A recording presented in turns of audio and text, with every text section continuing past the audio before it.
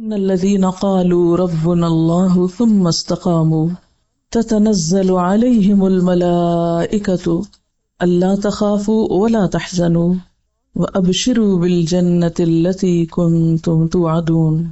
بے شک وہ لوگ جنہوں نے کہا کہ اللہ ہمارا رب ہے. سوال یہ پیدا ہوتا ہے کہ کیا ہم ان لوگوں میں شامل ہیں جو ایسا کہتے ہیں؟ کیا ہمارا قول بھی یہی ہے؟ یقیناً ہم سب یہ کہہ دیں گے کہ ہاں ہم بھی یہ کہتے ہیں، لیکن کیا واقعی جب ہم کہتے ہیں تو اس کو سمجھتے بھی ہیں؟ یہ کہنا کہ ربنا اللہ، اللہ تعالیٰ کے ساتھ گہرے تعلق کا اظہار ہے. یہ صرف چند الفاظ کی تکرار نہیں، یہ کوئی معمولی قول نہیں. جو شخص یہ کہتا ہے کہ ربنا اللہ، اللہ ہمارا رب ہے، پھر اس کے سارے معاملات رب کی مرضی کے مطابق ہوتے ہیں، پھر اس کا اپنے رب کے ساتھ شدید گہرا تعلق ہوتا ہے. وہ اپنی خوشی میں، اپنے غم میں، اپنے دکھ میں، اپنی پریشانی میں رب ہی کی طرف لوٹتا ہے، کیونکہ ربنا اللہ ہے. اور رب کا معنی آپ سب جانتے ہیں کہ کیا ہوتا ہے، جو پرورش کرتا ہے، جو ذرے سے کمال تک پہنچاتا ہے، جو سب کچھ کر سکتا ہے. تو اللہ کو رب کہنا کوئی معمولی جملہ نہیں ہے، اور پھر صرف کہنا نہیں، اس کو ماننا بھی. ذرا سوچئے اپنی روزمرہ زندگی کے حالات کو، ذرا ڈالیے نظر ایک اپنی مشکلات پر، اپنی الجھنوں پر، اپنی پریشانیوں پر.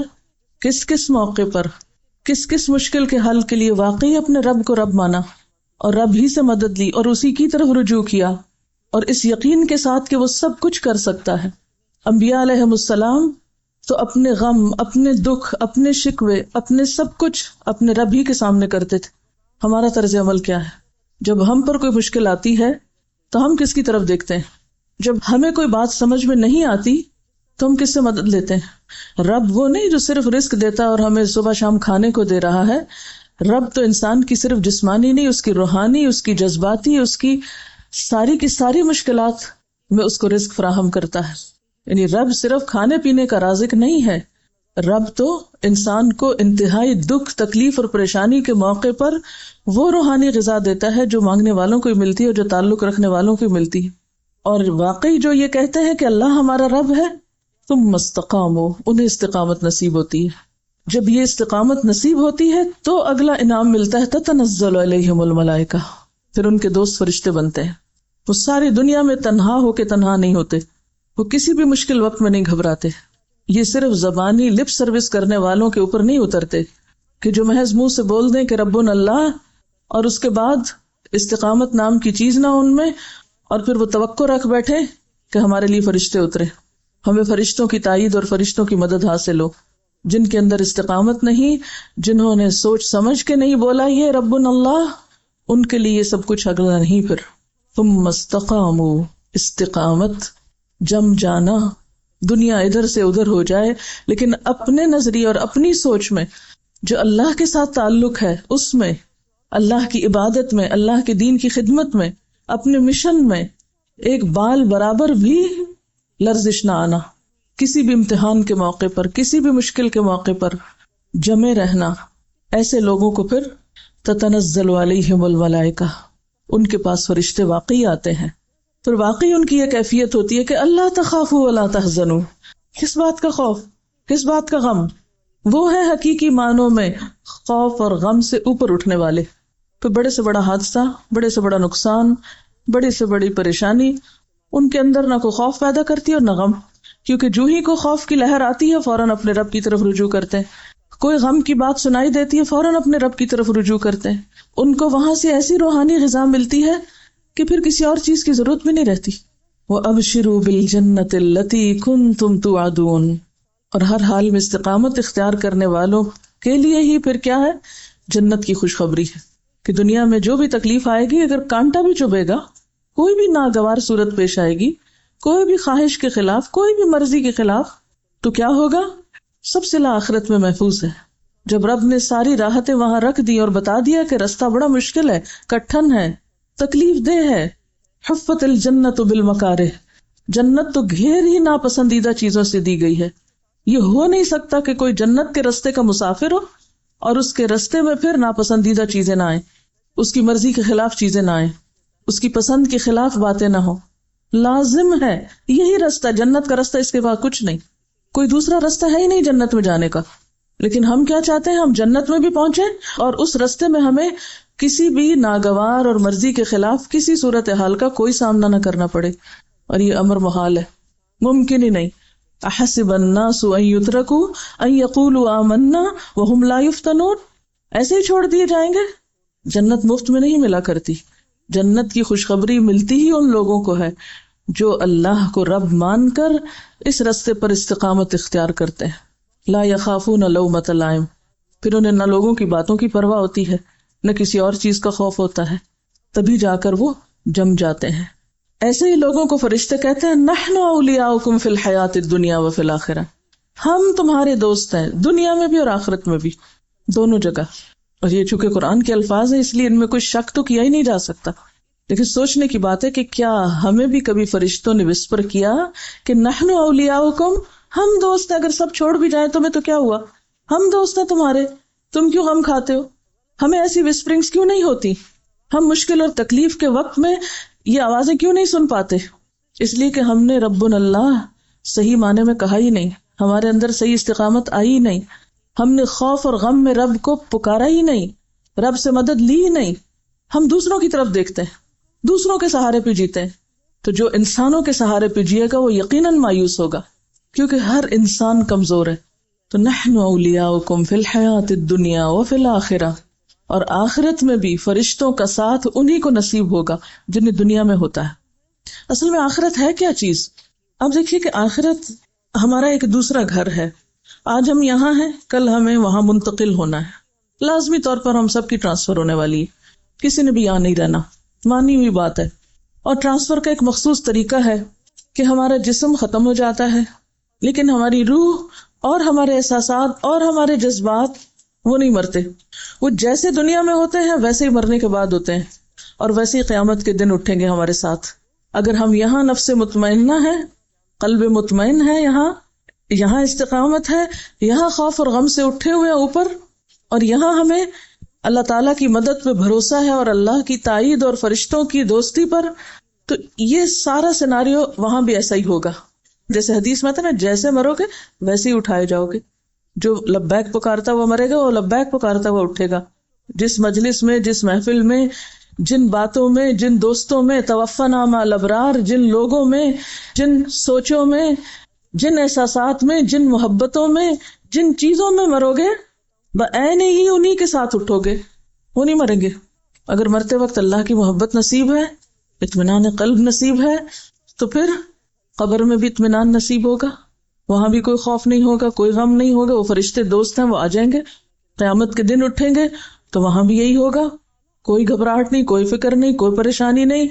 فوراً آ پہنچیں گے دوست، فوراً اپنی تحویل میں لے لیں گے، فوراً رستہ دکھائیں گے، ہر مرحلے پر ساتھ دیں گے.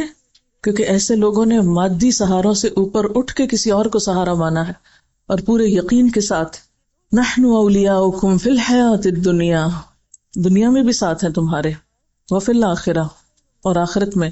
اگر آج دنیا میں ہمیں محسوس نہیں ہوتا نا، تو آخرت میں اچانک کہیں سے نہیں آ جائیں گے.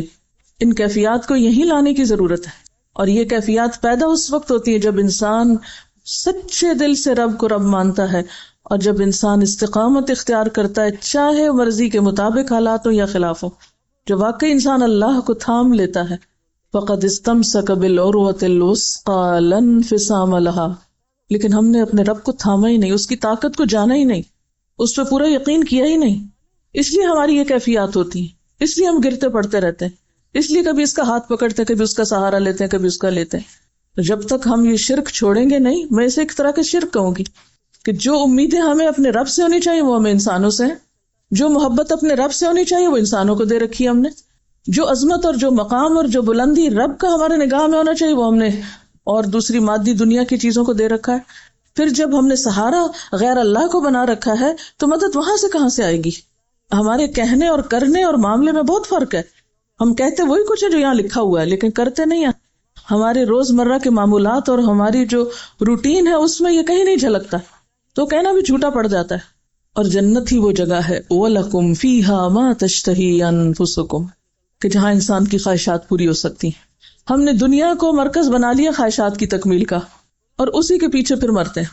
اللہ تعالیٰ نے اپنے چنے ہوئے پیغمبروں کو نصیحت کی تھی. ایک حضرت داؤد علیہ السلام کے بارے میں قرآن پاک میں آتا ہے, اللہ تعالیٰ فرماتے ہیں یا داؤد انا جعلناک خلیفۃ فی الارض فاحکم بین الناس بالحق ولا تتبع الہوى فیضلک عن سبیل اللہ ان الذین یضلون عن سبیل اللہ لہم عذاب شدید بما نسوا یوم الحساب. اے داؤد, نام لے کے, کسی کا پرسنل نیم لے کے اسے خطاب کرنا, اور وہ خطاب بھی اللہ تعالیٰ کی طرف سے آنا, اگرچہ میسج ان کے لیے لیکن سبق ہمارے لیے ہے. یا داؤد انا جعلناک خلیفۃ فی الارض, ہم نے تمہیں زمین میں خلیفہ بنایا. داؤد علیہ السلام کو اللہ تعالیٰ نے بادشاہت دی تھی, ایک بڑا مقام دیا تھا.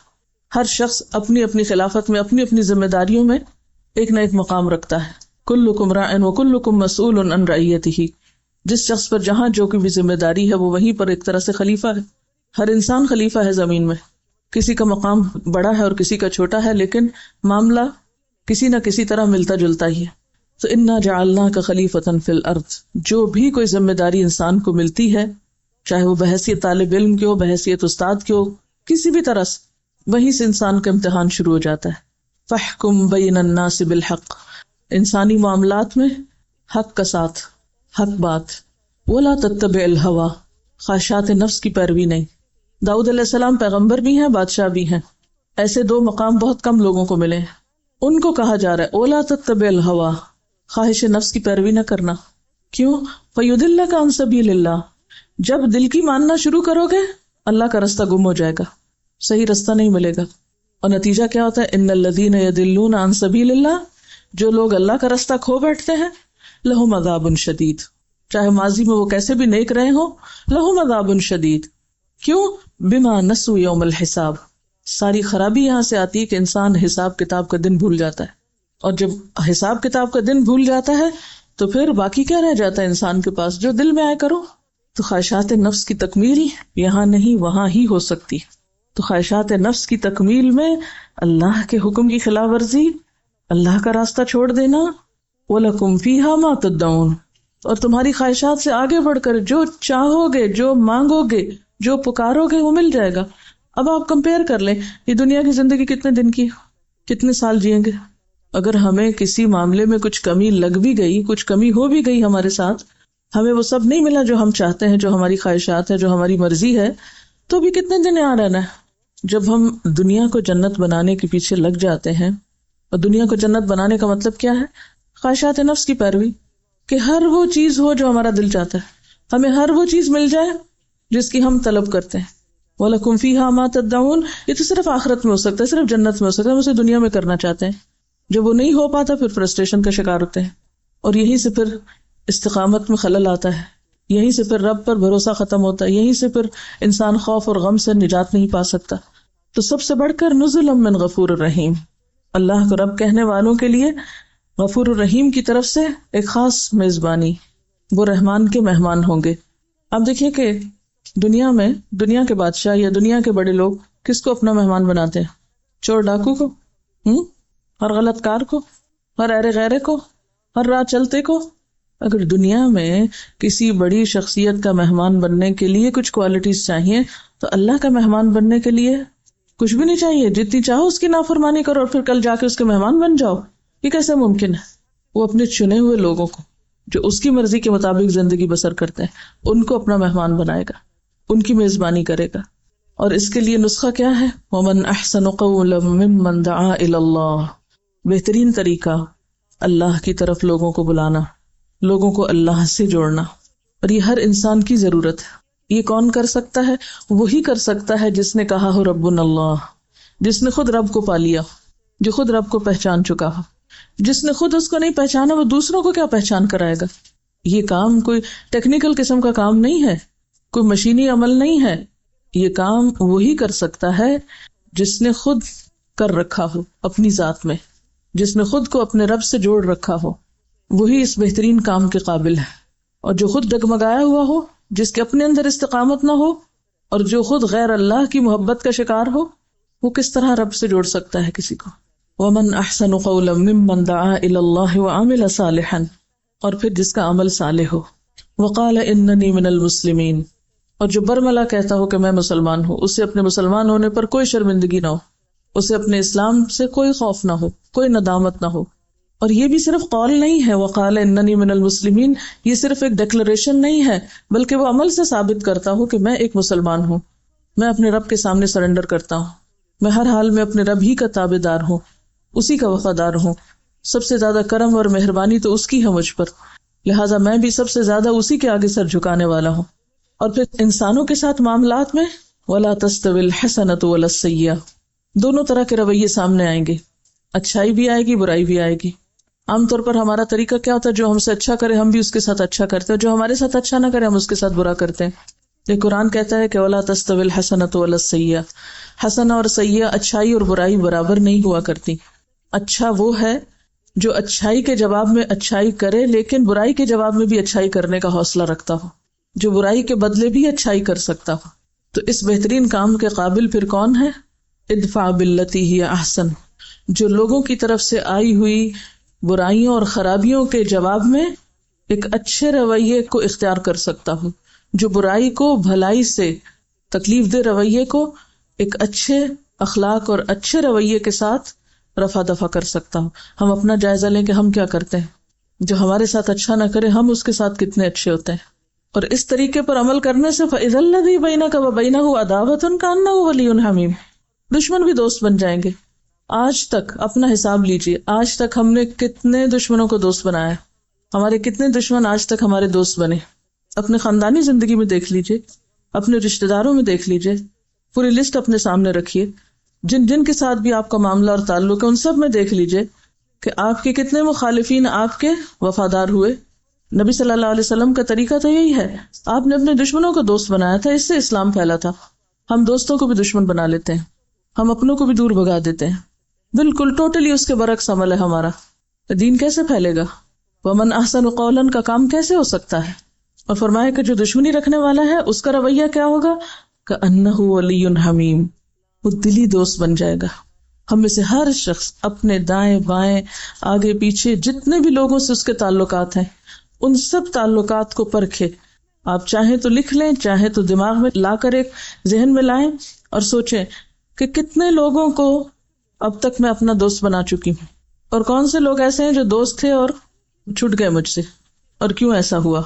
عام طور پر ہم غلطی سامنے والے میں دیکھتے ہیں، اپنی غلطی بھول جاتے ہیں، اور جو جتنا دوسروں میں غلطیاں تلاش کرتا ہے اتنا ہی اپنے سے غافل ہوتا ہے۔ اس کو اپنے اندر کی غلطیاں اور خطائیں پھر نظر آ ہی نہیں سکتی، آتی ہی نہیں، اس کو دکھائی نہیں دیتی، کیونکہ وہ کسی اور چیز کی طرف توجہ کیے ہوئے ہے۔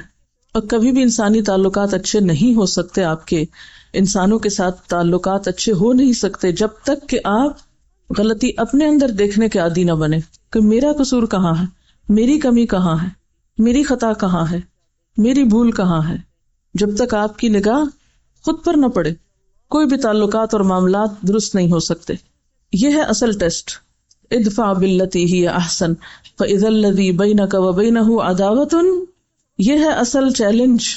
عداوت والوں کے ساتھ یا عداوت کو کس میں بدلنا ہے؟ کأنہ ولی حمیم، صرف اچھے تعلقات میں بھی نہیں، ولی حمیم بننا ہے، ولی حمیم بنانا ہے، دلی دوست، گہرا دوست۔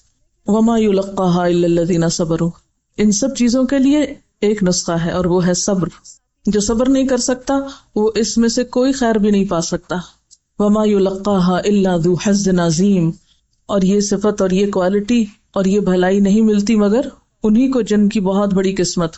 عام طور پر ہم قسمت کے لیے اللہ تعالیٰ کو مورد الزام ٹھہراتے ہیں، لیکن یہاں سے کیا پتہ چلتا ہے کہ آپ کی قسمت آپ کے اپنے ہاتھ میں، آپ کیا اپروو کرتے ہیں، آپ کیا ڈیزرو کرتے ہیں، آپ کس چیز کے اہل ثابت کرتے ہیں خود کو، کس چیز کے حقدار ہیں۔ وما یلقاها الا ذو حظ عظیم، یہ ذو حظ عظیم وہی شخص ہوتا ہے جس کے اندر صبر ہی صبر بھرا ہوا ہو، جو برائی کے جواب میں بھلائی کرنا جانتا ہو، جو دوسروں کی غلطیوں کو معاف کرنا جانتا ہو۔ والکاظمین الغیظ والعافین عن الناس واللہ یحب المحسنین، جو صرف غصے کو پی جانے والے ہی نہ ہوں بلکہ معاف بھی کرنا جانتے ہوں اور معاف کر کے احسان کے درجے پر ہوں۔ ہمارا طرز عمل کیا ہے؟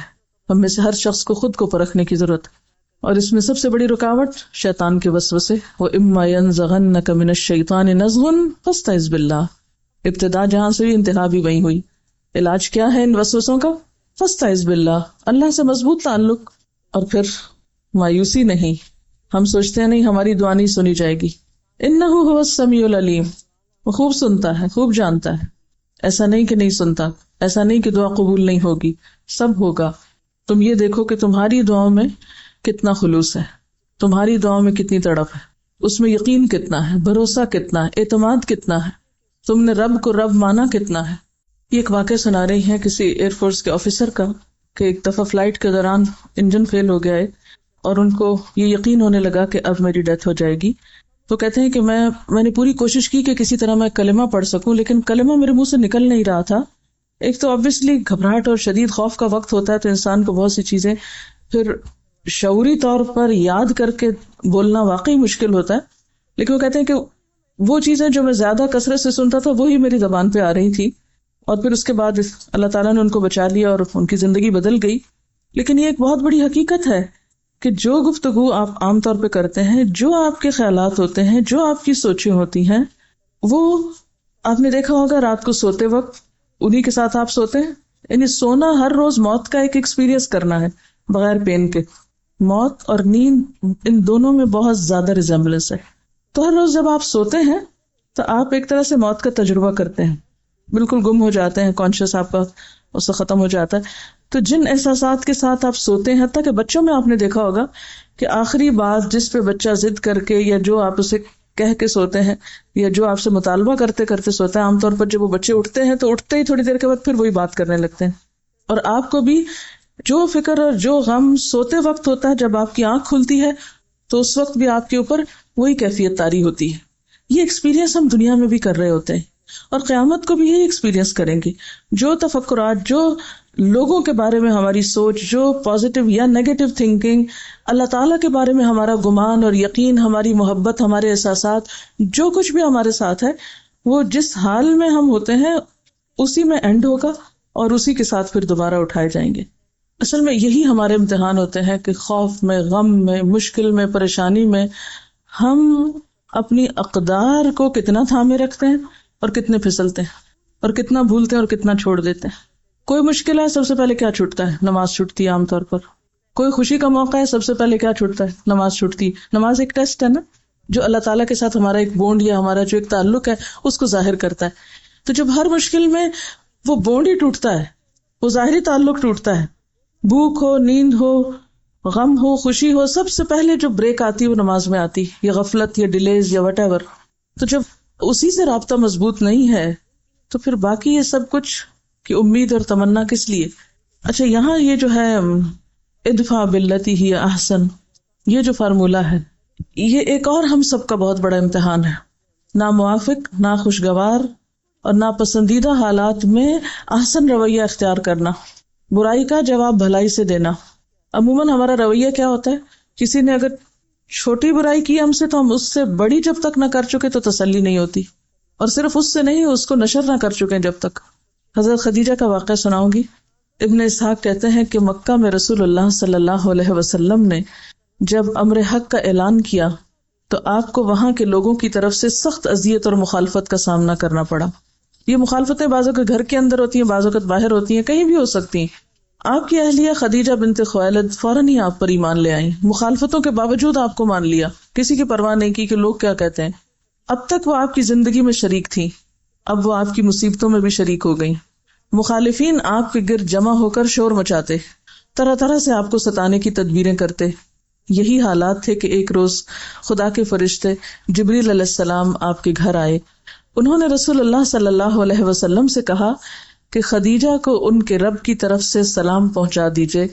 اس کے بعد جبریل علیہ السلام نے کہا کہ مجھے حکم دیا گیا ہے کہ میں خدیجہ کو ایک ایسے گھر کی خوشخبری دے دوں جو موتیوں کا ہے، وہاں نہ شور ہے اور نہ تکلیف ہے.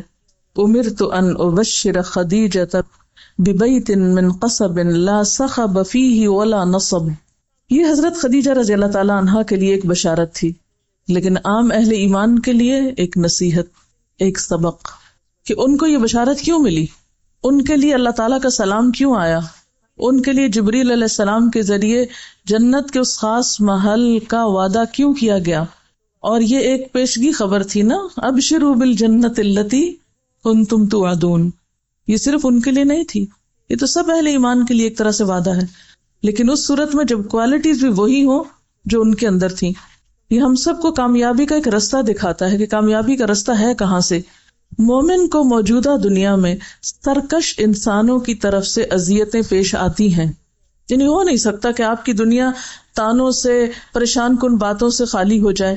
ان کا شور اور ان کے اشتعال انگیز الفاظ سننے پڑتے ہیں، یعنی آپ کو لوگوں کی طرح طرح کی باتیں سننی پڑتی ہیں۔ ایسے موقع پر مومن کو یہ نہیں کرنا کہ وہ ایسے لوگوں سے لڑنے لگے۔ کیا نہیں کرنا؟ کیا نہیں کریں گے بتائیے؟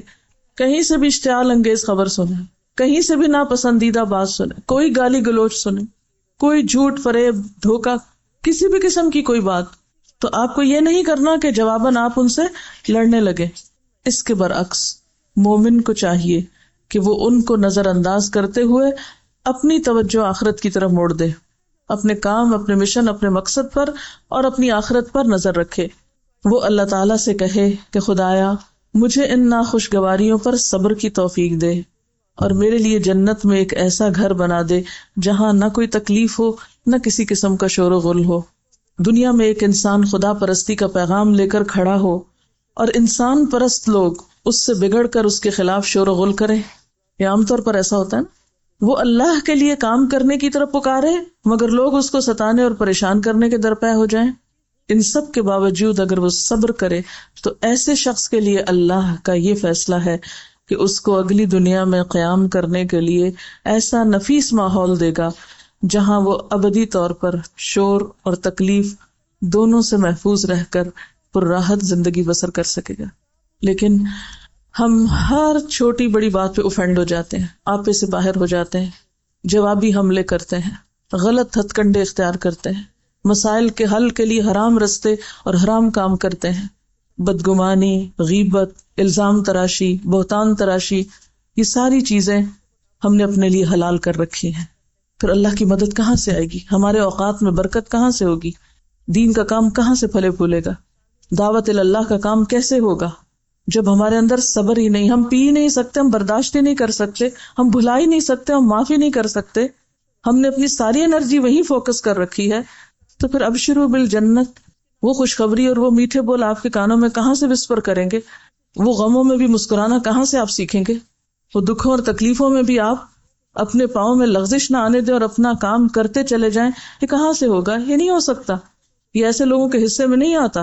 ہمیں یہ تو یقین ہوتا ہے کہ زہر کی گولی کھائیں گے تو مر جائیں گے، یقین ہے نا سب کو، لیکن ہم میں سے کتنے لوگ جھوٹ کو زہر کی گولی سمجھتے ہیں؟ غرور اور تکبر، حسد، الزام تراشی، بددیانتی، غصب، وعدہ خلافی، بے اصولی، انانینت، اپنی غلطی نہ ماننا، احسان فراموشی، خود غرضی، انتقامی کارروائیاں، اشتعال انگیزی، چھوٹی چھوٹی باتوں پہ فلیئر اپ ہو جانا، موڈ دکھانا، کیا یہ سب زہر کی گولیاں نہیں ہیں؟ ان سب کو کھا کے ہم صحت مند ہو سکتے ہیں؟ کہ یہ سب کچھ ہماری اخلاقی موت کا پیغام نہیں ہے؟ کیا یہ سب ہمارے میزان میں ہماری نیکیوں کو کھانے والے اعمال نہیں ہیں؟ لیکن ہم نے ان سب چیزوں کو اپنے لیے جائز قرار دے رکھا ہے، پھر ہم یہ توقع رکھتے ہیں کہ ہم دین کا کوئی بہت اچھا کام کر لیں۔ محال ہے، جب تک اپنی اس نیگیٹیوٹی پر قابو نہیں پا سکتے، اور آپ خود نہیں پا سکتے اللہ کی مدد سے، دنیا کی کوئی طاقت آپ کو کوئی بھی مدد نہیں دے سکتی، کوئی آپ کی مدد نہیں کر سکتا، کیونکہ آپ کا اپنا ارادہ نہیں ہے، آپ خود اپنے حصے کا کام نہیں کر رہے۔ اللہ کی مدد اس کو آتی ہے جو خود قدم اٹھاتا ہے، جو خود کوشش کرتا ہے، اور یہ صرف وہ کر سکتے ہیں جن کے اندر صبر ہوتا ہے، جو برائیوں کو دفن کرنا جانتے ہیں، جو ان سب چیزوں کو بھول سکتے ہیں۔ لیکن ہمارے تو دل کے آئینے میں یہی سب کچھ سجا ہوا ہے، پھر اللہ کو ہم جیسے لوگوں کی کیا ضرورت ہے؟ وہ بے پرواہ ہے، بے نیاز ہے، نہ اسے ایسے گندے لوگوں کی عبادت کی ضرورت ہے، نہ ان کی اوپر کے ذکر اذکار کی ضرورت ہے، اس تو خالص لوگ چاہیے جو واقعی اس کے معیار پہ پورے اترتے ہوں، جن کا ظاہر اور باطن نیک ہو، جن کے زبان اور دل میں موافقت ہو۔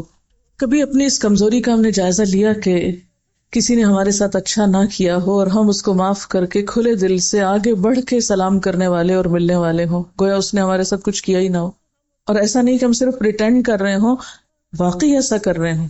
اور جب تک ایسا کرنے کی صلاحیت ہمارے اندر نہیں، ہم خود سے اپنے اندر سے کمزور ہیں، تو اگر ہم واقعی چاہتے ہیں کہ اللہ کی مدد آئے تو اس کے لیے اپنی اس کمزوری پہ قابو پانا بے حد ضروری ہے. ان الذین قالوا ربنا اللہ ثم استقاموا. ایک ہوتی ہے استقامت اور ایک ہوتی ہے ضد اور ہٹ درمی اور انانینت. ہمارے اندر استقامت نام کی شے بہت کم ہے، لیکن ضد اور ہٹ درمی بہت ہے. جہاں ہماری سوئی اٹک جائے وہاں سے ہم ہلنے کا نام نہیں لیتے، چاہے ہم غلطی پر ہوں، مانتے نہیں. یہ ایک غلط سینس کی استقامت ہے. اور یاد رکھیے کہ ضد اور ہٹ دھرمی کا شکار لوگ خود برباد ہوتے ہیں. اس کی ایک چھوٹی سی مثال، قدرتی آفتوں میں سب سے بڑی آفت زلزلہ ہے. یعنی جتنی بھی آفتیں، طوفان، آندھی، بارش وغیرہ ہوتی ہیں، ان میں سب سے بڑی آفت زلزلہ ہے. قدیم ترین زمانے سے انسان زلزلوں کا شکار ہوتا ہے. زلزلے میں جو انسانی موتیں واقع ہوتی ہیں ان کا سب سے بڑا سبب مکانوں کا گرنا ہے. جب زلزلے کا جھٹکا آتا ہے تو مکانات اچانک گر پڑتے ہیں اور چھوٹے بڑے سب اس کے نیچے دب کے مر جاتے ہیں. انسان نے اپنے تجربات میں یہ معلوم کیا ہے کہ جو مکان جتنا زیادہ مضبوط ہوتا ہے اتنی ہی آسانی سے زمین بوس ہوتا ہے، اتنا زیادہ جلدی گرتا ہے. اس سے یہ نتیجہ اخذ کیا گیا کہ زلزلے سے پیدا ہونے والے نقصانات سے بچنے کی تدبیر مکانات کی مضبوطی نہیں بلکہ اس کی کمزوری ہے. مضبوط مکان بے لچک ہوتا ہے، وہ زلزلے کے مقابلے میں مستحکم طور پہ کھڑا رہنا چاہتا ہے. مضبوط مکان، اس میں لچک نہیں ہوتی، اسٹرانگ سالڈ ہوتا ہے. یعنی دوسرے لفظوں میں آپ یوں کہیے کہ ضد اور ہٹ دھرمی کا شکار ہوتا ہے کہ میں نے نہیں ہٹنا، تم بدل جاؤ، مجھے نہیں بدلنا. اب کیا ہوتا ہے، چونکہ شدید زلزلے کا جھٹکا یعنی زندگی میں آنے والی آزمائشیں جو ہمیں ہر طرف سے پیش آتی ہیں، ہم ہر روز زلزلوں سے گزرتے ہیں، اخلاقی اور روحانی. تو شدید زلزلے کا جھٹکا ہر مضبوط مکان سے زیادہ ہوتا ہے، یعنی وہ اس سے بڑا جھٹکا ہوتا ہے. اس لیے مکان کی مضبوطی اس کے لیے الٹی پڑتی ہے، وہ پورے کا پورا دھڑام سے گر جاتا ہے. اس کے برعکس مکان اگر زیادہ مضبوط نہ ہو بلکہ لچک دار ہو تو اس کے اندر زلزلے کے جھٹکے کو سہارنے کی طاقت آ جاتی ہے. زلزلہ جب جھٹکا دیتا ہے تو وہ خود بھی ہلنے لگتا ہے. اس طرح مکان کا ہلنا اس کو گرنے سے بچا لیتا ہے. زلزلہ اگر زمین کو تلپٹ نہ کرے بلکہ صرف ہلائے تو ایسے مکانات اکثر محفوظ رہتے ہیں اور اسی کے ساتھ ان مکانوں کے باشندے بھی محفوظ رہتے ہیں. اس تجربے کی روشنی میں ارتھکویک انجینئرنگ وجود میں آئی ہے. اس انجینئرنگ کے مطابق زلزلے کے علاقوں میں ایسے مکانات بنائے جاتے ہیں جن کا ڈھانچہ فلوٹنگ فاؤنڈیشن کے اصول پہ بنایا جاتا ہے. چنانچہ جب زلزلے کا جھٹکا آتا ہے تو ایسا مکان ہل کر رہ جاتا ہے لیکن گرتا نہیں. 1989 میں سان فرانسسکو میں شدید زلزلہ آیا مگر وہاں پر صرف 275 موتیں ہوئیں، جبکہ جون 1990 میں اسی قسم کا زلزلہ شمالی ایران میں آیا تو 60,000 لوگ مارے گئے. اس فرق کا سبب یہ تھا کہ سان فرانسسکو میں لچکدار مکان بنے ہوئے تھے. آپ کو پتا کہ وہاں عموماً مکان لکڑی کے بنے ہوتے ہیں نا. اس وقت بہت قریب سے میں نے وہ سب دیکھا کہ اکثر گھر لکڑی کے بنے، اس ڈھانچے کے اوپر بس وہ باقی وہ پالشنگ کر دیتے ہیں جس چیز کی بھی کرنی ہو، لیکن خود مکان اتنے سالڈ نہیں ہوتے. ایران میں اینٹ اور سیمنٹ کے مضبوط مکانات ہیں. یہ قدرت کا سبق ہے جو بتاتا ہے کہ موجودہ دنیا میں حادثات سے بچنے کی تدبیر کیا ہے. وہ تدبیر یہ ہے کہ آدمی اس دنیا میں اکڑ کے ساتھ نہ رہے بلکہ تواضع کے ساتھ. اکڑ آپ کو توڑ دے گی، اخلاقی طور پہ ناکام ہو جائیں گے. لیکن جو خود جھکنا جانتا ہے، جس کے اندر تواضع ہے، ہمبل ہے، جو شخص جو معاملات میں معاف کرنا بھی جانتا ہے اور ایسی ساری چیزوں کو پھر ان سب چیزوں کا علاج کس طرح کرتا ہے، ان الذین قالوا ربنا اللہ ثم استقاموا، اور اسی سنت کے طریقے پر عمل کرتے ہوئے اذا حزبہ امر فزع الی الصلاۃ. وہ اپنی طاقت پہ یقین نہیں رکھتا کہ میں کتنا اسٹرانگ ہوں، وہ اللہ کی طاقت پہ یقین رکھتا ہے کہ اصل مدد وہاں سے آئے گی. یعنی اللہ پر ایمان اور یقین اور وہ جو استقامت کی کیفیت ہے وہ انسان کے اندر ہو، لیکن بظاہر انسان ہمبل ہو، متواضع ہو، جھکا ہوا ہو. ضد عموماً ریاکشن کے طور پر ہوتی ہے. ضد ایک ریاکشنری رویہ ہے. عام طور پر ہم یہ کہتے ہیں، ایک جملہ بولتے ہیں کہ میں غلط بات نہیں برداشت کر سکتی. تو بات یہ کہ صحیح بات تو سب کو برداشت کر لیتے ہیں، غلط کو برداشت کرنے کا معنی کیا ہے کہ اس میں ایک ریاکشنری رویہ نہ ہونا. اس کا یہ مطلب نہیں کہ آپ غلط بات کو صحیح کہنے لگے. غلط بات تو غلط ہے، لیکن اس غلط چیز کا جو ریاکشن ہوتا ہے ہمارا عموماً، یعنی ایک چیز ہماری مرضی کے خلاف ہے یا ناپسند ہے تو اس میں ایسا نیگیٹو ریاکشن کہ جس سے معاملہ درست نہ ہو بلکہ اور بگڑے، اصلاح نہ ہو بلکہ فساد ہو، تو یہ طرز عمل غلط ہے. اسی طرح استقامت ہے کہ زندگی میں جو آپ نے اچھی نیتیں اور ارادے کیے ہوئے ہیں کسی بھی اچھے کام کے کرنے کے، ان میں آپ ایک کنسسٹنسی کے ساتھ چلتے چلے جائیں. ان ارادوں کی تکمیل میں نہ کسی کی تعریف، نہ کسی کی تنقید، نہ کسی اچھے حالات اور نہ برے حالات، کوئی چیز اس میں آپ کو نہ ہلا سکے، یعنی بڑے سے بڑا زلزلہ آپ کو گرا نہ سکے. ٹھیک ہے. ضد کیا ہے کہ آپ لوگوں کے، یعنی وہی رستہ آپ نے اختیار کیا ہوا ہے، اب آپ کی مرضی کے خلاف کوئی چیز آ گئی، آپ نے اپنا کام تو چھوڑ دیا، آپ کہاں اکڑ کے کھڑے ہو گئے اس کا مقابلہ کرنے یا اس کے مقابلے میں، اس کی تنقید کا جواب دینے میں یا اس کی تعریف میں، یعنی کبھی پھسلیں اور کبھی ایک منفی رویے میں اپنی صلاحیتوں کو برباد کریں. ہر چیز نیگیٹو اور پازیٹو ساتھ ساتھ چلتی ہے نا انسان کے. یہ نہیں ہو سکتا کہ کسی میں استقامت ہو مگر ضد نہ ہو، دونوں چیزیں ہیں. اور امتحان کے لیے نا الہمہا فجورہا و تقواہا، انسان جو ازداد یا کنٹرڈکشنز کا مجموعہ ہے، دونوں چیزیں ہوتی. جب انسان کا بیلنس خراب ہوتا ہے، یعنی جب آپ کے دین کے کام میں استقامت متزلزل ہوتی ہے تو آپ ضد انا کا شکار ہو جاتے ہیں، یعنی ادھر وہ چیز بڑھ جاتی ہے. اور جب آپ اپنے اصل مشن میں استقامت کے ساتھ چل رہے ہوتے ہیں تو یہ چیزیں تھوڑی بہت آتی جاتی ہیں اور ان کو آپ ساتھ ساتھ ہٹاتے چلے جاتے ہیں.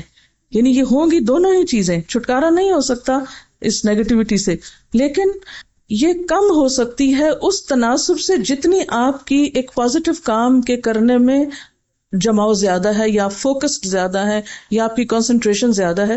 یہ بالکل ایسی نا جیسے آپ پڑھ رہے ہیں، پڑھتے پڑھتے ایک مکھی آ جاتی ہے، ہاں اب آپ کی استقامت کیا ہے؟ پڑھتے رہیں. اور مکھی کو، اور دوسرا طریقہ کیا ہے؟ کتاب کریں بند اور مکھی کے پیچھے بھاگنا شروع کر دیں. بہت سے لوگ زندگی میں یہ رویہ اختیار کیے ہوتے ہیں. وہ ایک مکھی اتنا ان کو بادر کرتی ہے کہ وہ اپنا کام چھوڑ کے بیٹھ جاتے ہیں. ناپسندیدہ ناگوار صورتحال ہر روز پیش آئے گی، ہر دم پیش آئے گی. آپ کا امتحان کیا ہے کہ آپ مکھی کے مقابلے کے لیے تلوار استعمال کر رہے ہیں یا توپ استعمال کر رہے ہیں یا کسی اور طریقے سے اس کو ختم کیا جا سکتا ہے. ان الذین قالوا ربنا اللہ، بے شک وہ لوگ جنہوں نے کہا کہ اللہ ہمارا رب ہے. ہم بھی انہی لوگوں میں شامل ہیں جو یہ دعویٰ کرتے ہیں. لیکن سوچنے کی بات یہ کہ واقعی جو کچھ ہم کہتے ہیں وہ سمجھتے بھی ہیں. اس بات کو اپنے اوپر ہم لے کر دیکھیں کہ اللہ میرا رب ہے. کیا میں ان لوگوں میں شامل ہوں جنہوں نے اللہ ہی کو اپنا رب مان لیا ہے؟ یعنی رب ماننے کا تقاضا مجھے معلوم ہے. کیا اللہ کو رب مان کر میں اپنی خوشی، غم، پریشانی اور دکھ میں اسی کی طرف رجوع کرتی ہوں، یا اپنی مشکلات کے حل کے لیے غیر رب سے توقعات رکھتی ہوں؟ کیا میں اللہ کو رب ماننے کے بعد اللہ کے دین پر استقامت اختیار کیے ہوئے ہوں؟ کیونکہ جب انسان اللہ کو رب مانتا ہے تو پھر ہو نہیں سکتا کہ اس کو بھول جائے، اس کا دامن چھوڑ دے یا اس کے دین کا راستہ چھوڑ دے. ان دین پر استقامت کا حال کیسا ہے؟ اور جو شخص اللہ کو رب مانتا اور استقامت اختیار کرتا ہے پھر اس کی زندگی سے خوف اور غم دور ہونے لگتے ہیں اور فرشتوں کی سرگوشیاں سنائی دینے لگتی ہیں کہ اللہ تخافوا ولا تحزنوا وابشروا بالجنۃ التي كنتم توعدون. کیا انتہائی رنج اور غم اور مشکل وقت میں میرے دل کی کیفیت اور حالت ایسی ہوتی ہے. پھر یہ کہ دین کے کام میں جب کوئی ناگوار صورتحال پیدا ہوتی ہے تو میرا رد عمل کیا ہوتا ہے؟ دین پر استقامت، اطمینان، یا پھر خوف، غم، غصہ، مایوسی اور بددلی؟ کیونکہ جو اللہ کو رب مان لیتا ہے اس کا عملی رویہ مختلف ہوتا ہے. کیا مشکلات کے وقت مجھے ایسا محسوس ہوتا ہے کہ فرشتے میرے دوست ہیں؟ میں تنہا نہیں ہوں، تنہا ہو کر بھی. نحن اولیاؤکم فی الحیات الدنیا وفی الآخرہ. اگر مجھے اس بات پر یقین ہے کہ جنت میں مجھے میری پسندیدہ چیز ملے گی یا میری تمام خواہشات پوری ہوں گی، وَلَكُمْ فِيهَا مَا تَشْتَهِي أَنفُسُكُمْ، تو کیا میں اللہ کی اطاعت میں اس دنیا کی چند خواہشات قربان کر سکتی ہوں؟ کیا میرا اخلاق اور کردار ایسا ہے کہ میں اللہ کی مہمان بن سکوں؟ نزلا من غفور الرحیم، کیونکہ اللہ تعالیٰ کے مہمان تمام لوگ نہیں ہوں گے، اس کے خاص بندے ہوں گے. پھر ومن احسن قولا ممن دعا کے حوالے سے لوگوں کو اللہ کی طرف بلانا میری ترجیحات میں کس نمبر پر ہے؟ کیا اپنی دنیا کے کاموں سے فارغ ہو کر وقت بچے تو اللہ کی طرف لوگوں کو بلاتی ہوں، یا میری پرائرٹی نمبر 1 اللہ کی طرف بلانا ہے اور باقی کام اس کے مطابق ایڈجسٹ ہوتے چلے جاتے ہیں؟ یہ بالکل ایسا ہی ہے کہ مثال کے طور پر اگر آپ کے پاس ایک گلاس ہے تو اگر گلاس میں آپ چند پتھر ڈال دیں تو گلاس بظاہر بھرا ہوا نظر آئے گا، لیکن اس کے باوجود بھی ابھی کچھ گیپس ہوں گے جس میں آپ بجری ڈال سکتے ہیں مثلا، بجری ڈالنے کے بعد یوں لگے گا جیسے بھر گیا، لیکن پھر بھی ابھی کچھ ہوگی چیز، یعنی گنجائش ہوگی کہ جس میں آپ ریت ڈال سکتے ہیں۔ ریت ڈالنے کے بعد بظاہر یہ لگے گا کہ جیسے اب کچھ بھی جگہ نہیں باقی، لیکن اگر آپ اس پہ پانی ڈالیں تو پانی اس کے اندر اپنی جگہ بنا لے گا۔ تو بالکل اسی طرح ہماری زندگی اور ہمارا وقت یا ہمارا ایک دن بھی ایک خالی جگ کی طرح ہے، ایک خالی گلاس کی طرح ہے۔ اس کو ہمیں یا تو پہلے درجے پہ پانی سے بھر دینا ہے، یا ریت سے بھرنا ہے، یا بجری سے یا پتھر سے۔ تو ترجیحات کا تعین بے حد ضروری ہے۔ اگر آپ پہلے ہی پانی بھر دیں گے تو پھر باقی چیزوں کی گنجائش کم بچے گی۔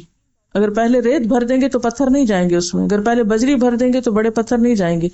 تو سب سے پہلے آپ کو کیا ڈالنا ہے اس میں؟ بڑے پتھر، یعنی بڑے بھاری کام، ذمہ داریاں، بڑی ذمہ داریاں، اہم ترین کام، اہم ترین چیزیں سب سے پہلے جانی چاہیے۔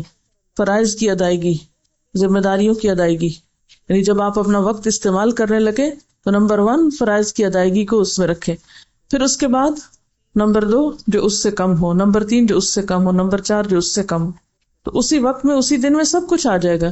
لیکن عموماً ہمارا حال کیا ہوتا ہے کہ ہم اپنے وقت کا استعمال کس طرح کرتے ہیں؟ غیر ضروری، غیر اہم اور بعض اوقات فضول چیزوں سے اپنے وقت کو بھر لیتے ہیں، اور جب اہم کاموں کا وقت آتا ہے تو پھر کہتے ہیں ہمارے پاس وقت نہیں۔ مثلا نماز فرائض میں سے ہے، اول وقت کی نماز پسندیدہ ہے، لیکن عام طور پر ہم ٹال مٹول کرتے ہیں یا پھر تاخیر کرتے ہیں، یا پھر یہ کہ اس کو آخر میں لے جاتے ہیں اور بعض اوقات نکل ہی جاتی ہے ہاتھ سے، اس کا وقت ہی چلا جاتا ہے، اور اسی طرح باقی چیزیں۔ تو ومن احسن قولا ممن دعا الی اللہ، یہ تو بات احسن قول یعنی سب سے اچھی بات ہے، سب سے عمدہ ترین کاموں میں سے ہے کہ آپ لوگوں کو اللہ کی طرف بلائیں، اللہ سے جوڑیں۔ اب اگر ہم یہ کہیں کہ ہمارے پاس وقت ہی نہیں ہے اور ہم کر ہی نہیں سکتے، تو آپ پھر کیا کر رہے ہیں؟ اس سے اہم کام کون سا ہے جو آپ کر رہے ہیں؟ اور پھر وہ صرف یہ نہیں ہے کہ من احسن قولا ممن دعا الی اللہ، بلکہ اس کے ساتھ وعمل صالحا، خود بھی نیک کام کرنا ہے۔ تو ومن احسن قولا ممن دعا الی اللہ کے تحت لوگوں کو اللہ کی طرف بلانا اور نیکیوں کا شوق رکھنا میری ترجیحات میں کس نمبر پر ہے؟ اور پھر یہ کہ وعمل صالحا کے مطابق کیا میں جو کہتی ہوں وہ کرتی بھی ہوں، کیونکہ صرف لوگوں کو نہیں بلانا بلکہ خود بھی کرنا ہے۔ وقال اننی من المسلمین، اور اس بات کا اظہار کہ میں مسلمانوں میں سے ہوں، کیا مجھے اپنے مسلمان ہونے پر شرمندگی یا جھجک تو نہیں؟ یعنی میں برملا لوگوں کو کہہ سکتی ہوں کہ ہاں میں اللہ کی تابعدار ہوں، اللہ کی فرما بردار ہوں۔ یعنی عموماً ایسا ہوتا ہے نا کہ جب آپ دین کے کسی حکم پر عمل کرنے لگتے ہیں تو لوگ اس پر آبجیکٹ کرتے ہیں اور کہتے ہیں کہ تم بھی عجیب شخص ہو، اس کے کرنے کی کیا ضرورت ہے، یا یہ کام بھی کوئی اہم کاموں میں سے ہے۔ مثلا آپ خود ایک لسٹ بنا سکتے ہیں کہ کون کون سے کام معاشرے کی نظر میں اہم نہیں ہے، اور جب لوگ ان کو کرنے لگتے ہیں تو وہ ان کی نظر میں اجنبی ہو جاتے ہیں۔ مثلاً قرآن کا پڑھنا، سیکھنا، سکھانا، اپنے فرائض کی ادائیگی کرنا، ہر موقع پر اپنے حیا کا پاس رکھنا، اپنے لباس کا خیال کرنا، یہ تمام وہ چیزیں ہیں جو معاشرے میں اس وقت ایک اجنبی بن گئی۔ تو ایسے میں ہماری کیفیت اور ہماری حالت کیا ہوتی، ہم کیا کرتے ہیں؟ وقال اننی من المسلمین، کیا آپ کہہ سکتے کہ میں تو مسلمان ہوں، میرے اسلام کا تقاضا یہ ہے کہ میں یہ سب کچھ کروں؟ امت مسلمہ کی حیثیت سے جو آپ کی ذمہ داریاں ہیں ان کو ادا کرنا، اکثر ایسے ہی ہوتا ہے کہ لوگ کہتے ہیں کہ اب ایک عورت کی ذمہ داریوں میں یہ تھوڑی ہے کہ وہ دوسروں کو بھی دین کی طرف بلائے، اس کی تو عبادت یہ کہ بس صرف گھر کے کام کر لے اور کافی۔ کیا صحابیات کی زندگی ایسی ہی تھی کہ انہوں نے صرف اپنے گھروں کو ہی سجایا اور بنایا اور دین کی خدمت کو کوئی کام نہیں کیا؟ کیا برائی اور بھلائی اپنی نوعیت اور انجام میں برابر ہیں؟ کیونکہ قرآن تو کہتا ہے لا تستوی الحسنۃ ولا السیئۃ ادفع بالتی ہی احسن۔ کیا میں برائی کے بدلے میں بھی اچھائی کر سکتی ہوں؟ یہ ہے اصل امتحان۔ کیا میں برائی کے بدلے میں اچھائی کر سکتی ہوں؟ جب لوگ میرے ساتھ اچھا نہ کریں تو کیا میں پھر بھی اچھا کرنے کی سکت رکھتی ہوں؟ عام طور پر ہم جب کوئی ہمارے ساتھ اچھا نہ کرے تو ہم بھی جواب میں کیا سمجھتے ہیں کہ اب بدلہ لینا ہمارا حق ہے، ہم کمزور نہیں ہیں، ہم ثابت کرنا چاہتے ہیں کہ ہم بھی جان رکھتے ہیں۔ لیکن قرآن تو بالکل اس سے برعکس چیز بتاتا ہے کہ اچھائی کے لیے کیا کرو؟ برائی کے بدلے میں اچھائی کرو، صرف اچھائی کے بدلے میں اچھائی نہیں، برائی کے بدلے میں اچھائی۔ اور جب تک یہ اخلاق ہمارے اندر پیدا نہیں ہوگا تو من احسن قولا ممن دعا الی اللہ کا عمل ہو ہی نہیں سکتا۔ پھر سوال ہے کہ کتنے لوگ ایسے ہیں جو میرے دوست تھے لیکن اب مخالف ہیں، ایسا کیوں ہوا؟ یعنی کتنے ہی لوگ میرے آس پاس ایسے تھے جو میرے چاہنے والے تھے لیکن اب وہ میرے مخالفین میں شامل ہیں، کیا اس میں آپ کا قصور تو نہیں کہ آپ نے برائی کے بدلے میں اچھائی نہ کی ہو؟ کہیں ایسا تو نہیں کہ برائی کے بدلے میں ان کی طرف سے آنے والی تکلیف یا اس کے بدلے میں آپ نے بھی ویسا ہی بے رخی کا رویہ دکھایا ہو؟ کیا میں اپنی عاقبت کو بہتر بنانے کے لیے مشکل مراحل میں صبر کا رویہ اختیار کر سکتی ہوں؟ ادفع باللتی ہی احسن فاذا الذی بینک وبینہ عداوۃ کأنہ ولی حمیم وما یلقاها الا الذین صبروا. یہ سب کچھ صبر کا تقاضا کرتا ہے، لیکن جب ہم صبر کا رویہ اختیار کرنے لگتے تو شیطان وسوسے ڈالتا ہے، وہ کہتا ہے یہ تو کمزور لوگوں کا کام ہے. تو اگر اللہ کے دین کا کام کرتے ہوئے شیطان مجھے وسوسہ ڈالے تو میں کیا کرتی ہوں، یعنی اس اخلاق کو اختیار کرنے میں. وما یلقاها الا الذین صبروا وما یلقاها الا ذو حظ عظیم واما ینزغنک من الشیطان نزغ فاستعذ باللہ. تو کیا میں واقعی اللہ سے مدد طلب کرتی ہوں، اور کیا میں یقین رکھتی ہوں کہ انہ هو السمیع العلیم ہے؟ کیا میری دعا میں اتنا یقین، خلوص، تڑپ اور بھروسہ ہے اللہ کی ذات پر کہ واقعی مجھے محسوس ہو کہ اللہ نے میری دعا سن لی ہے؟ اور اگر یہ سب کچھ نہیں ہے میرے اخلاق میں، یعنی یہ ساری باتیں جو اوپر گزری ہیں، پھر میرے لیے لمحہ فکریہ ہے کہ میرا قرآن کے ساتھ تعلق کیسا ہے. سب سے زیادہ بدقسمت انسان وہ ہے کہ جس نے رب کو نہ پایا ہو، جو رب کو نہ پہچانے، اس کی عظمت کو نہ جانے. سیریا یا شام کے ایک پروفیسر ہیں استاذ خوزی الرفاعی، وہ ایک سفر کے تحت اندلس گئے، اسپین گئے. وہاں انہوں نے غرناطہ میں الحمرا نامی محل دیکھا جو مسلم دور حکومت میں بہت اہتمام سے بنایا گیا. اپنے سفر نامے میں انہوں نے جو باتیں لکھی ان میں سے ایک یہ ہے کہ وہاں ایک دیوار پر ایک قصہ لکھا ہوا ہے. کہا جاتا ہے کہ میکسیکو کا ایک سیاح جس کا نام آری ایکاسا تھا، وہ اپنی بیوی کے ساتھ الحمرا کو دیکھنے کے لیے یہاں آیا، اور جب کہ وہ اس کی کشش سے غیر معمولی متاثر ہو کر اس کو دیکھنے میں محو تھا، یعنی اتنا محو تھا اس کو دیکھنے میں کہ اس نے ایک اندھے فقیر کو دیکھا جو اس کی بیوی کے قریب ہو کر اس سے صدقہ مانگ رہا تھا. سیاح نے اپنی بیوی سے کہا کہ اے خاتون، اس کو زیادہ دو اور خوب دو، کیونکہ دنیا میں اس سے بڑی بدبختی اور کوئی نہیں کہ آدمی غرناطہ میں اندھا ہو، یعنی غرناطہ میں رہے اور اندھا ہو اور وہ الحمرا نہ دیکھ سکے. تو اس سیاح کو سب سے زیادہ بدبختی کیا نظر آئی کہ ایک شخص الحمرا کے سامنے کھڑا ہو اور وہ آنکھوں سے محروم ہو اور اس محل کو دیکھ نہ سکے. مگر ایک اور بدبختی ہے جو اس قسم کی سب بدبختیوں سے زیادہ بڑی بدبختی ہے اور جو آخرت میں پیش آئے گی. وَمَنْ كَانَ فِي هَذِهِ أَعْمَى فَهُوَ فِي الْآخِرَةِ أَعْمَى وَأَضَلُّ سَبِيلًا. جو شخص اس دنیا میں اندھا رہا اور آخرت میں بھی وہ اندھا ہی رہے گا، وہ آخرت میں بھی اندھا ہی رہے گا اور بہت زیادہ دور ہوگا راستے سے. اضل سبیلا یعنی رستہ کھو دے گا. آخرت وہ جگہ ہے جہاں اللہ رب العالمین اپنے تمام جمال اور کمال کے ساتھ جلوہ فرما ہوگا. وہاں انسان اپنے رب کو اس طرح دیکھے گا جیسے موجودہ دنیا میں 14ویں کے چاند کو دیکھتا ہے، جیسے حدیث میں آتا ہے. ایسی حالت میں وہ شخص کتنا زیادہ بدبخت ہوگا جو اللہ کی ہستی کو دیکھنے سے محروم ہوگا، جو ہر قسم کے جمال اور کمال کا سرچشمہ ہے، منبع ہے. حدیث میں آتا ہے رسول اللہ صلی اللہ علیہ وسلم نے فرمایا کہ جب جنت والے جنت میں اور دوزخ والے دوزخ میں داخل ہو چکے ہوں گے تو ایک پکارنے والا پکارے گا کہ اے اہل جنت، تمہارے لیے اللہ تعالیٰ کا ایک وعدہ ہے، وہ چاہتا ہے کہ اس کو تمہارے لیے پورا کرے. اہل جنت کہیں گے کہ وہ کیا ہے، وہ کون سا وعدہ ہے؟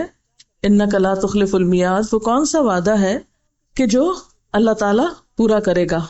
اہل جنت کہیں گے کہ وہ کیا ہے؟ کیا ہمارے پلڑے بھاری نہیں کر دیے گئے؟ کیا ہمارے چہروں کو روشن نہیں کر دیا گیا؟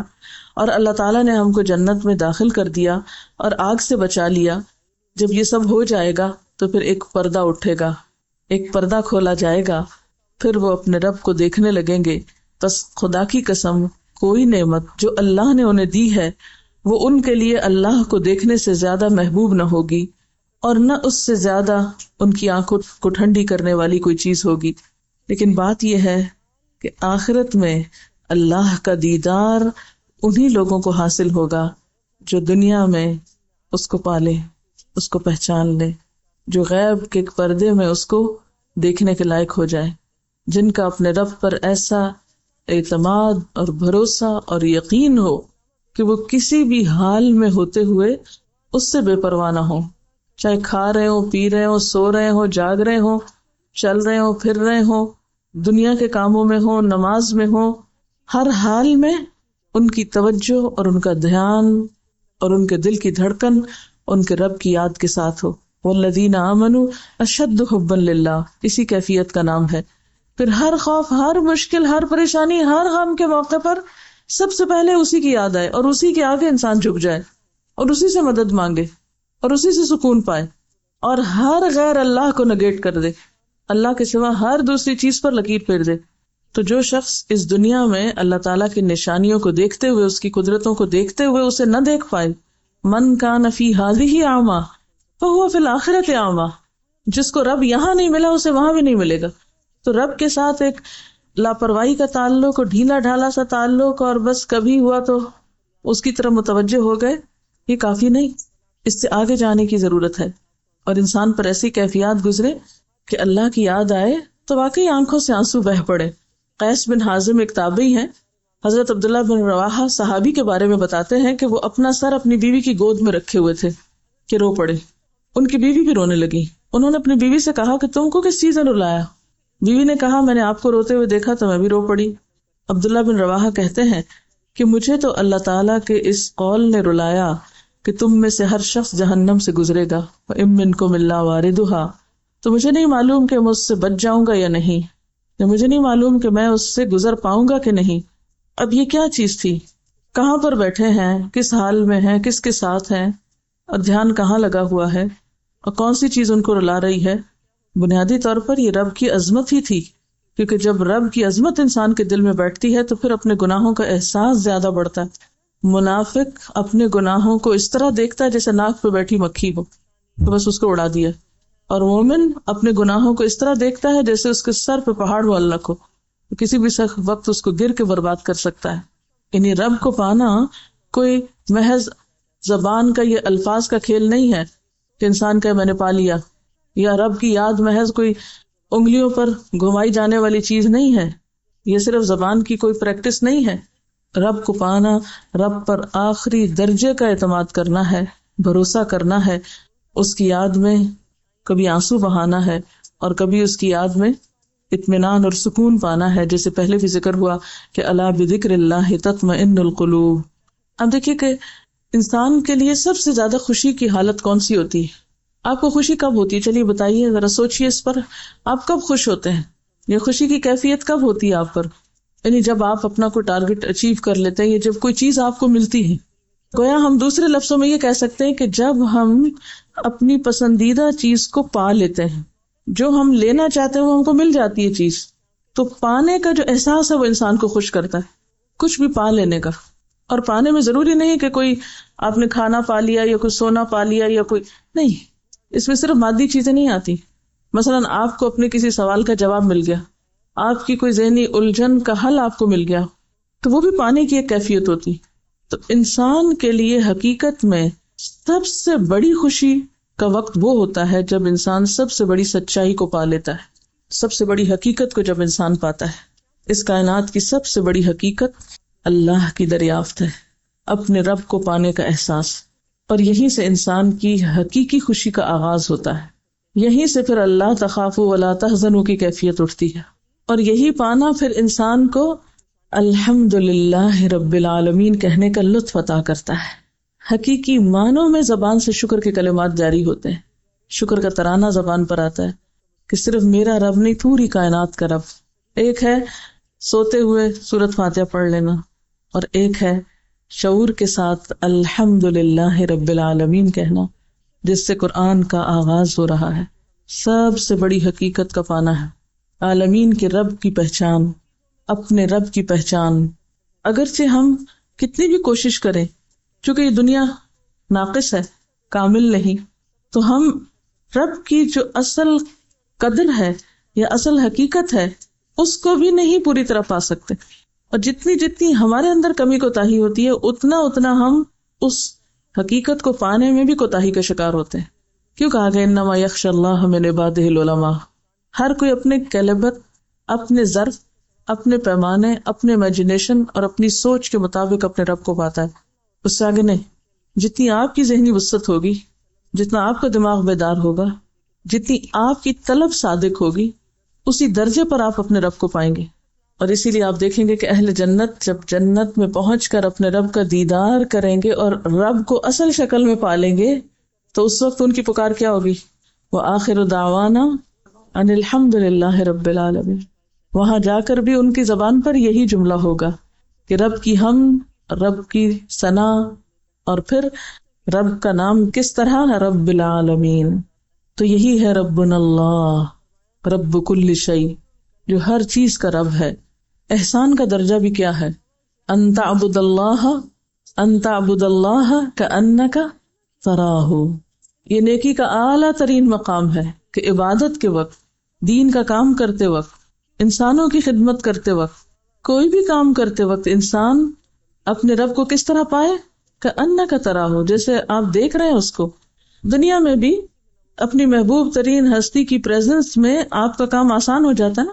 مثلا ایک کام آپ اکیلے کر رہے ہیں اور ایک کام آپ اپنی کسی عزیز دوست کے ساتھ بیٹھ کے کر رہے ہیں، اپنے ماں باپ کے ساتھ کر رہے ہیں، کوئی بھی جس سے آپ کو محبت، کیا فرق ہوتا ہے اس کے ساتھ مل کے کام کرنے میں اور تنہا کرنے میں؟ ہوتا ہے فرق کوئی؟ کیا ایک سپورٹ تو ہوتی ہے، لیکن فیلنگ کیا ہوتی ہے؟ بھاری سے بھاری کام آسان ہو جاتا ہے، مشکل سے مشکل کام بہت چھوٹا ہو جاتا ہے۔ تو دین کا کام تو ایک ہے ہی بھاری کام، یہ آسان ہو ہی نہیں سکتا جب تک کہ آپ اپنے رب کو نہیں پاتے۔ جب آپ اپنے رب کو پاتے ہیں نا، پھر آپ کو تنہائی بھی اچھی لگتی ہے۔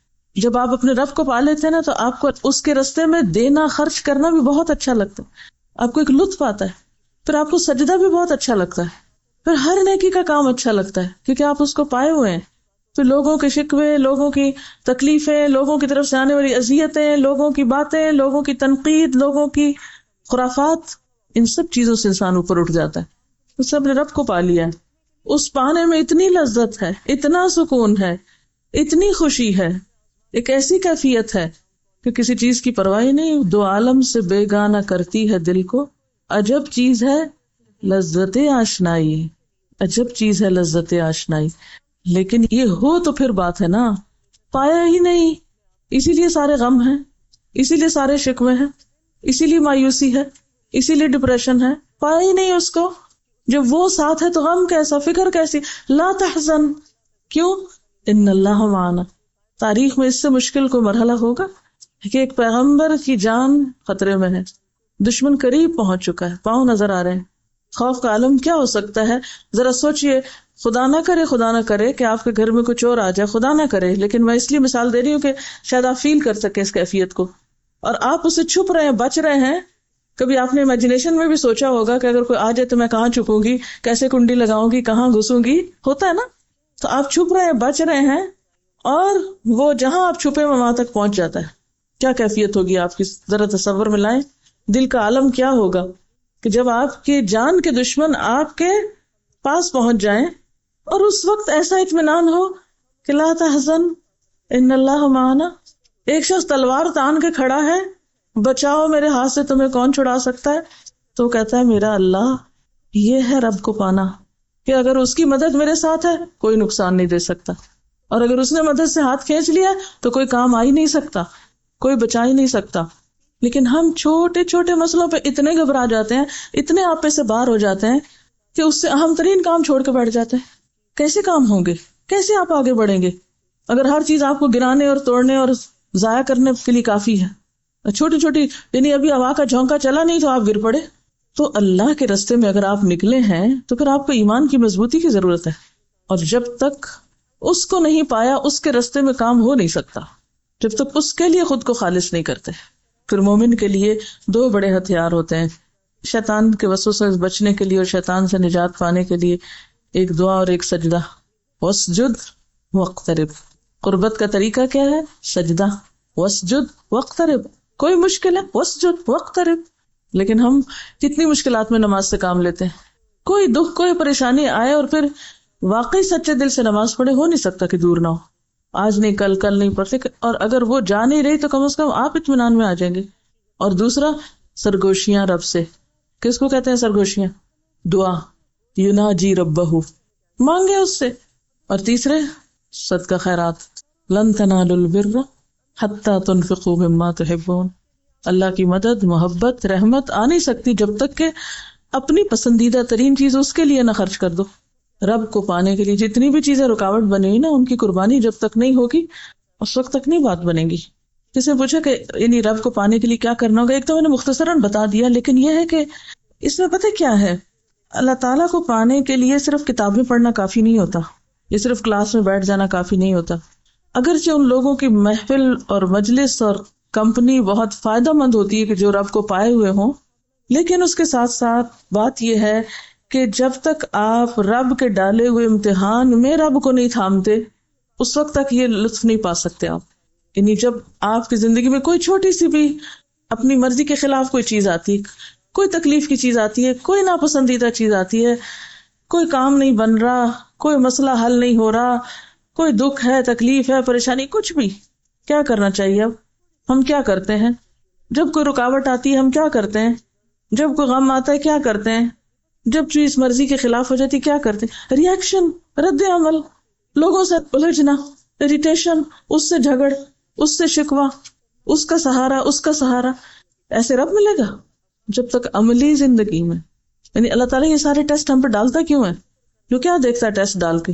وَلَنَبْلُوَنَّكُمْ بِشَيْءٍ مِّنَ الْخَوْفِ وَالْجُوعِ. اصل میں بات یہ کہ ہم ان ساری باتوں کو صرف الفاظ میں لیتے ہیں، حقیقی معنوں میں نہیں لیتے. قدم قدم پہ امتحان ہے زندگی میں، لمحے لمحے پہ آزمائش ہے. وہاں ہم کھلتے ہیں کہ اب ہم کیا کرتے ہیں. یہ موقع ہوتا ہے رب کو پا لینے کا، رب کو تھام کر رب کی طرف رجوع کر کے. سنجیدگی کے ساتھ اپنی زندگی میں سوچیے کتنی دفعہ ایسا ہوا کہ جب لوگوں کی طرف سے آپ کو کوئی شکایت ہوئی، پریشانی ہوئی، تو آپ نے لوگوں کا سہارا لینے کی بجائے اپنے رب سے مدد مانگی کہ یار اب یہ کام سنوار دے. کتنی دفعہ دن میں کرتے ہیں آپ ایسا؟ آپ کے شوہر نے آپ کو کچھ کہہ دیا، آپ کے بہن بھائیوں نے کچھ کہہ دیا، آپ کے کتنی دفعہ رب سے مدد مانگتے ہیں؟ آپ کوئی کام کرنا چاہتے تھے، نہیں ہوا، کسی نے آپ کو کچھ دینے کا وعدہ کیا، اس نے وعدہ خلافی کر لی. کتنی بے شمار چیزیں ہیں زندگی میں چھوٹی چھوٹی. اس وقت کرتے کیا ہیں آپ؟ یہ ہے اصل سوال. ایک طاقتور ہستی کو چھوڑ کر کمزوروں کے پاس جاتے ہیں، کیسے آپ کے کام سنوریں گے؟ کمزور انسان بھی صرف اس وقت مدد کر سکتے ہیں جب آپ اللہ کے پاس جاتے ہیں اور وہ ان کے دل میں ڈالتا ہے. اصل میں جب تک اللہ سے خالص تعلق نہیں ہوگا نا، ہم مضبوط نہیں ہو سکتے، ہرگز مضبوط نہیں ہو سکتے. اور جب تک مضبوط نہیں ہو سکتے اس وقت تک مسئلے بھی حل نہیں ہو سکتے، ارادے کی مضبوطی بھی نہیں آتی. میں اکثر سوچتی ہوں کہ فلانا کام کیسے ہو، فلانا کام کیسے ہو. آج میں صبح ایک حدیث پڑھ رہی تھی، اس نے میری اس ذہنی الجھن کو دور کر دیا. قال رسول اللہ صلی اللہ علیہ وسلم ما يكن عندي من خير فلن ادخره عنكم ومن يستعفف يعفه الله ومن يستغني يغنه الله ومن يتصبر يصبره الله وما اعطي احد عطاء خيرا واوسع من الصبر. آپ نے فرمایا کہ کوئی خیر بھلائی کی بات ایسی نہیں کہ جو میں تم سے چھپا کے ذخیرہ کر لوں کہ اپنے پاس ہی رکھوں اور تمہیں نہ دوں.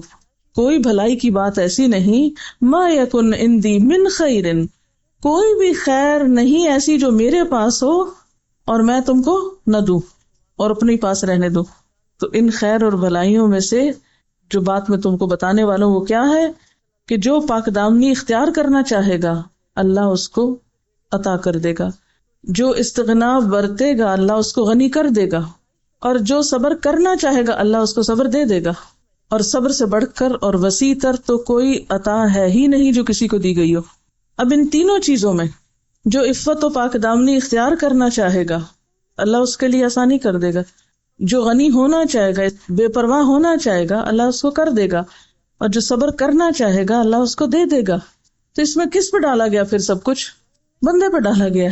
کرنا چاہو گے تو مل جائے گا. وَمَا يُلَقَّاهَا إِلَّا الَّذِينَ صَبَرُوا وَمَا يُلَقَّاهَا إِلَّا ذُو حَظٍّ عَظِيمٍ. تو صاحب قسمت ہونے کے لیے صبرو کی کیفیت اختیار کرنی ہوگی. اور صبر کیسے آتا ہے؟ وَمَن يَتَصَبَّرْ يُصَبِّرْهُ اللَّهُ. جو صبر کرنا چاہے گا اس کو صبر ملے گا، اور جو صبر کرنا ہی نہیں چاہتا اس کو صبر نہیں ملے گا. جو صبر کا ارادہ کرے گا، نیت کرے گا کہ مجھے کرنا ہے، روکے گا جو اپنے آپ کو، اللہ اس کے لیے اس کو آسان کر دے گا. اور صبر سے بڑھ کر تو بڑی نعمت کسی کے پاس ہے ہی نہیں. اب آپ دیکھیں کہ جتنی بھی آپ کی زندگی میں مشکلات آتی ہیں ان کو آپ دو طریقوں سے حل کر سکتے ہیں، ایک صبر ہے اور ایک بے صبری. صبر کیسے؟ صبر کے ساتھ مشکلات کا حل کیسے؟ وَاسْتَعِینُوا بِالصَّبْرِ وَالصَّلَاةِ. کیسے؟ صبر کے ساتھ کیسے؟ انتظار کرو، انتظار کرو، اسپیس دو، مہلت دو، ذرا رک جاؤ، ٹھہر جاؤ. کیوں جلدی کرتے ہو؟ ہماری سب سے بڑی مشکل جلد بازی. اصل مشکل یہ ہے کہ ہم سب قرآن بھی پڑھ جاتے ہیں، دین کی خدمت بھی شروع کر دیتے ہیں، مگر محسوس نہیں ہوتا کہ وہ اخلاق ہمارے اندر آ گیا ہے جو قرآن پیدا کرنا چاہتا ہے، جو کان خلقہ القرآن تھا وہ نہیں نظر آتا. اور اس کی بنیادی وجہ کیا ہے؟ ربنا اللہ کہتے تو ہیں لیکن پایا نہیں. کہاں سے پتہ چلتا ہے؟ خوشی اور غم کے مواقع، نعمت کے ملنے اور چھننے پر ہمارے رویے، ہمارے معاملات اور ہماری بے صبری اور ہمارا دین پر استقامت کا اختیار نہ کرنا ہمارے اپنے گھروں میں یا خاندان میں تعلقات اچھے کیوں نہیں ہوتے؟ ہم اپنے اوقات کو کس طرح استعمال کر رہے ہیں؟ پھر ہم اپنا فیصلہ کریں کہ ہم کامیابی کے راستے پہ جا رہے ہیں یا ناکامی کی طرف بڑھ رہے ہیں، اور اس کا ہمیں احساس تک بھی نہ ہو۔ اور یہاں بھی جو کہتا ہے نا ادفع باللتی ہی احسن فاذا الذی بینک وبینہ عداوۃ کأنہ ولی حمیم، یہ اتنا افیکٹو فارمولا ہمارے لیے کیوں افیکٹو نہیں ہے؟ ہمارے لیے کیوں فائدہ مند نہیں ہے؟ ہمارے ذریعے دین کو وسعت کیوں نہیں مل رہی؟ ہمارے ذریعے انسانیت کا بھلا کیوں نہیں ہو رہا؟ انہوں نے یہاں سوال کیا ہوا ہے کہ اگر اللہ سے مدد مانگے، فوراً صلاۃ حاجت بھی پڑھی جائے، مگر جذبات انسان پہ غالب ہوں، تو اس کا مطلب ہے کہ انسان حقیقتاً اللہ سے مدد نہیں مانگ رہا، جذبات سے مغلوب ہونے سے مراد ہے رونا، غصہ وغیرہ۔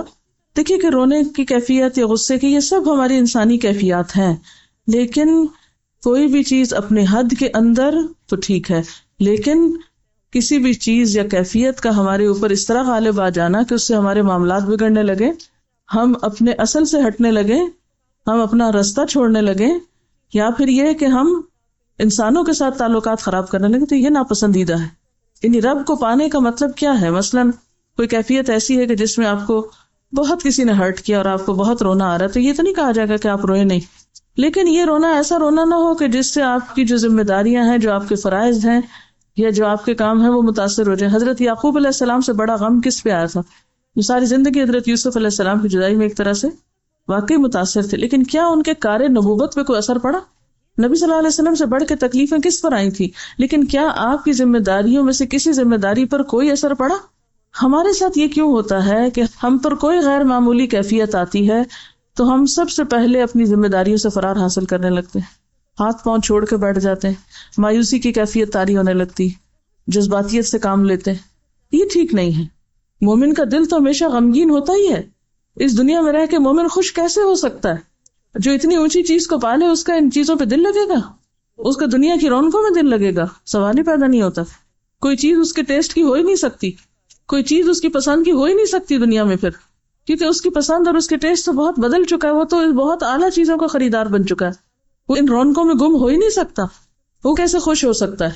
اس کو وہ خوشی حاصل نہیں ہو سکتی، وہ دنیا کے اندر اس طرح کھو بھی نہیں سکتا، اس طرح انجوائے کر ہی نہیں سکتا۔ وہ رہتا ہے دنیا کے اندر لیکن اس کا دل نہیں ڈوبتا اس میں، جیسے وہ کشتی پانی کے اوپر تیرے، پانی کے اندر ہے لیکن ڈوبی بھی نہیں، ڈوبے تو گئی۔ تو اسی طرح مومن بھی دنیا میں رہتا ہے، ان سب چیزوں کو استعمال کرتا ہے، لیکن کسی بھی چیز کی محبت اس کو ناکارہ نہیں بناتی۔ اسی طرح جیسے غصہ ہے، غصہ اپنی جگہ ہے، غصہ آئے گا، مرضی کے خلاف چیزیں ہوں گی تو غصہ کیسے نہیں آئے گا، لیکن غصے میں بد اخلاقی کی حدوں کو جا چھونا اور غصے میں اس طرح آپے سے باہر ہونا کہ انسان اللہ کی حدود پار کرنے لگے یا انسانوں کے حق دینے سے انکار کر دے، تو یہ غیر حکیمانہ چیز ہے۔ ایمان اتنی وزنی چیز ہے کہ آپ کی شخصیت میں ایک ٹھہراؤ آتا ہے، استقامت آتی، اسٹیبلٹی آتی ہے، اعتدال آتا ہے۔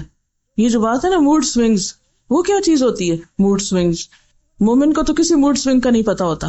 کیا رب کو پانا مستقل خوف کی کیفیت ہے؟ ہرگز نہیں، مستقل ٹھہراؤ کی کیفیت ہے، مستقل ٹھہراؤ کی کیفیت ہے۔ غم میں بھی ٹھہراؤ، خوشی میں بھی ٹھہراؤ، کسی سے ناراضگی میں بھی ٹھہراؤ، کسی سے محبت میں بھی ٹھہراؤ، ہر چیز میں ایک ٹھہراؤ۔ رب کو اگر ہم پہلے لفظ کا پتہ چلے یہ رب کیا ہے تو اس سے زیادہ بات سمجھ میں آئے گی۔ حضرت ابراہیم علیہ السلام نے رب کا تعارف کن الفاظ میں کروایا تھا؟ قرآن پاک میں آتا ہے نا، افرأیتم ما کنتم تعبدون انتم وآباؤکم الاقدمون فانہم عدو لی الا رب العالمین۔ کون ہے رب؟ الذی خلقنی فہو یہدینی والذی هو یطعمنی ویسقینی وَإِذَا مَرِضْتُ فَهُوَ يَشْفِينِي، اور اس میں مرض روحانی جسمانی سب آتی۔ وَالَّذِي يُمِيتُنِي ثُمَّ يُحْيِينِي وَالَّذِي أَطْمَعُ أَن يَغْفِرَ لِي خَطِيئَتِي يَوْمَ الدِّينِ رَبِّ هَبْ لِي حُكْمًا وَأَلْحِقْنِي بِالصَّالِحِينَ وَاجْعَل لِّي لِسَانَ صِدْقٍ فِي الْآخِرِينَ وَاجْعَلْنِي مِن وَرَثَةِ جَنَّةِ النَّعِيمِ وَاغْفِرْ لِأَبِي إِنَّهُ كَانَ مِنَ الضَّالِّينَ وَلَا تُخْزِنِي يَوْمَ يُبْعَثُونَ يَوْمَ لَا يَنفَعُ مَالٌ وَلَا بَنُونَ إِلَّا مَنْ أَتَى اللَّهَ بِقَلْبٍ سَلِيمٍ وَأُزْلِفَتِ الْجَنَّةُ لِلْمُتَّقِينَ وَبُرِّزَتِ الْجَحِيمُ لِلْغَاوِينَ وَقِيلَ لَهُمْ أَيْنَ مَا كُنْتُمْ تَعْبُدُونَ مِن دُونِ اللَّهِ هَلْ يَنْصُرُونَكُمْ أَوْ يَنْتَصِرُونَ فَكُبْكِبُوا فِيهَا هُمْ وَالْغَاوُونَ وَجُنُودُ إِبْلِيسَ أَجْمَعُونَ قالوا وهم فيها يختصمون تالله إن كنا لفي ضلال مبين إذ نسويكم برب العالمين وما أضلنا إلا المجرمون فما لنا من شافعين ولا صديق حميم فلو أن لنا كرة فنكون من المؤمنين إن في ذلك لآية وما كان أكثرهم مؤمنين وإن ربك لهو العزيز الرحيم. یہ ہے پوری کیفیت. پورے ڈائلاگ جو ہے وہ رب کی پہچان اور رب کے ساتھ جس کا تعلق مضبوط ہوتا ہے اس کے پھر احساسات، اور جو رب کے علاوہ غیر رب پر توکل کرتے ہیں پھر ان کی کیفیات اور ان کا انجام. سورۃ شعراء ہے آیت نمبر 75 سے.